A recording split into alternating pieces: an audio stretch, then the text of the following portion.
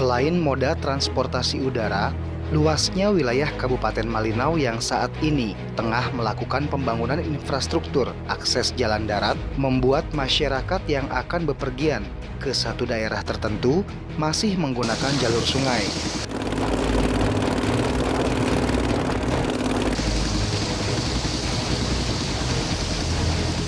Hal ini disebabkan belum semua wilayah di Malinau terhubung oleh pembangunan jalan.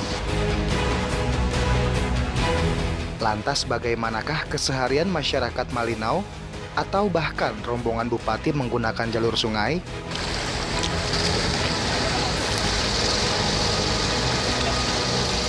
Untuk merasakan langsung bagaimana keras dan menantangnya perjalanan mengarungi jeram, tim Warta One bersama Kadis Lingkungan Hidup Tommy Lukas kemudian melakukan ekspedisi menyusuri jalur sungai untuk mencoba seberapa berat medan perjalanan melalui jalur sungai menuju Desa Longberang.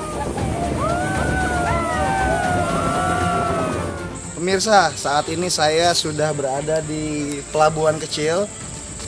Hari ini seperti janji kita akan berangkat menuju Desa Longberang, menemani Pak Tommy beserta rombongan menggunakan longboat yang nanti akan disambung dengan ketinting.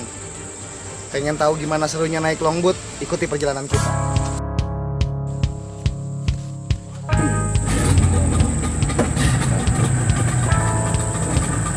Mesin sudah dihidupkan dan sekarang kita akan jalan menuju ke Longberang.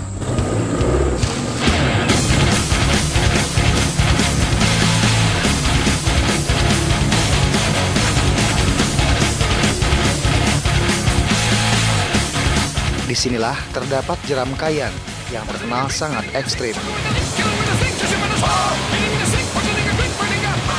Kita akan memasuki jeram kayan ya Pak ya. Ini jeram pertama yang akan kita lalui. Kita akan saksikan bagaimana sensasinya melalui jeram kayan ini. Ya.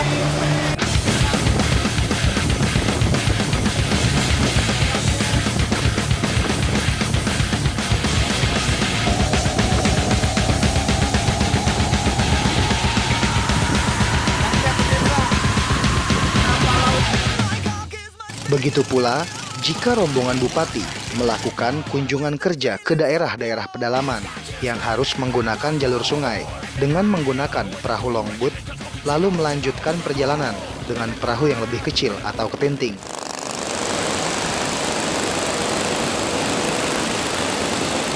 Ternyata juga menghabiskan anggaran yang cukup tinggi dan tak kalah mahalnya dengan ongkos pesawat udara.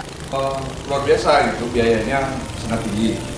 Jadi tidak hanya biaya yang sangat tinggi, tapi risikonya pun sangat tinggi. Gitu. Itu kan risiko nyawa itu menempuh sungai dengan jeram yang sangat berbahaya. Gitu. Nah oleh karenanya biaya untuk ke kecamatan-kecamatan daerah perbatasan dan daerah penyangga itu bervariasi. Jadi itu bisa kalau reguler tidak ada. Jadi kita kan selalu charter gitu.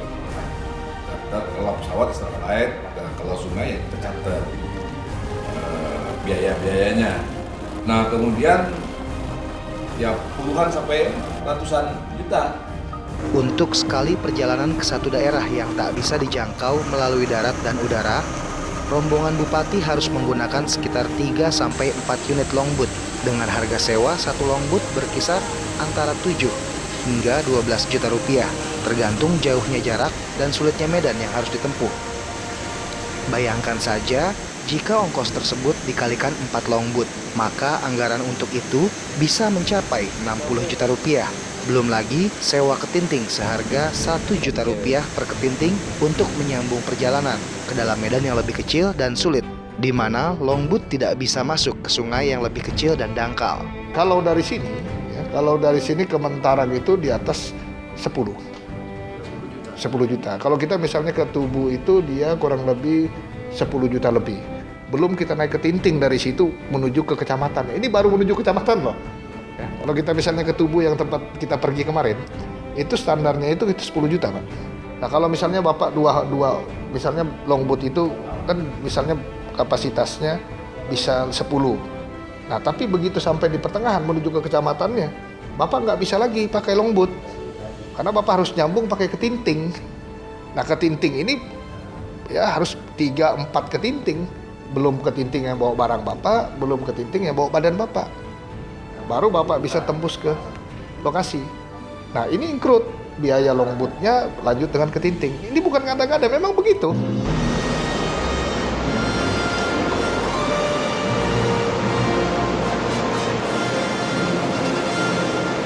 Mahalnya kos operasional Bupati dan jajarannya melalui jalur sungai tentu bukan apa-apa jika dibandingkan dengan resiko yang harus ditempuh dalam perjalanan mengarungi sungai.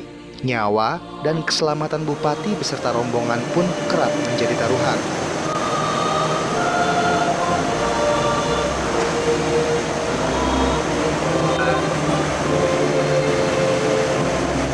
Bayangkan saja, saking deras dan terjalnya bebatuan sungai yang dilalui, Bupati dan rombongan harus bertarung dengan buasnya alam untuk mencapai daerah yang akan dituju.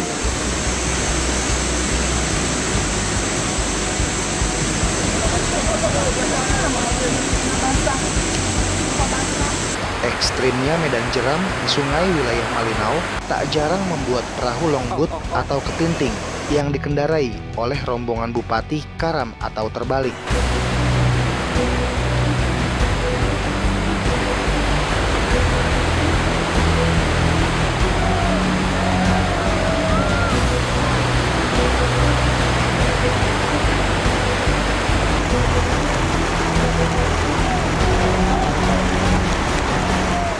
Ya, jelas kondisi pembatas seperti ini memang satu resiko tersendiri bagi kita, tantangan tersebut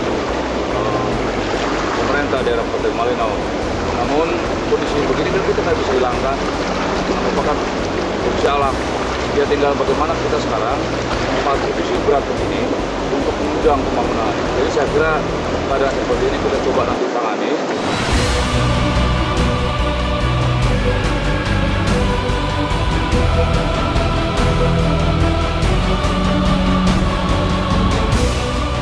Dulu satu-satunya akses yang bisa kita tuju ke sana ya hanya sungai, tidak bisa lewat darat. Bahkan kita hanya bisa menempuhnya menggunakan longboat, ketinting dan chest ya kalau disebut, dikenal di sini ketinting. Nah itu ya, kita tergantung kondisi alam. Kalau Tuhan kasih cuaca baik, sungainya pas, maka seluruh perencanaan yang direncanakan oleh mereka yang punya longboat itu atau punya ketinting itu sudah sesuai kapasitas perahu. Tapi kalau kondisinya besar atau sungainya kecil, nah situasinya sudah berbeda lagi. Maka kapasitas muatannya ya, dikurangi. Kalau air kecil, ya, tingkat kesulitannya itu juga berbeda-beda. Ya, kita yang mau menggunakan jasa mereka juga harus selektif. Lihat dulu ini siapa yang bawa ini. Yang ada dalam pikiran saya, kalau saya ikut yang salah, maka keselamatan saya pertaruhannya. Jadi saya harus punya referensi kuat ini. Bukan hanya perahu yang baik, mesin yang baik, tetapi orang yang membawa ini yang memiliki keahlian benar. Keahlian khusus untuk membawa kita melalui arung jeram dan medan-medan yang sangat sulit tadi. Ya, karena dia harus menghafal kondisi sungai. Ya, karena likuk sungai itu kan berubah-ubah. Ya, misalnya minggu ini, ya, kondisi sungai arus itu tidak berubah. Tapi besok, ya, tiba-tiba banjir, arus air itu berubah. Karena kenapa? Terjadi pergeseran batunya.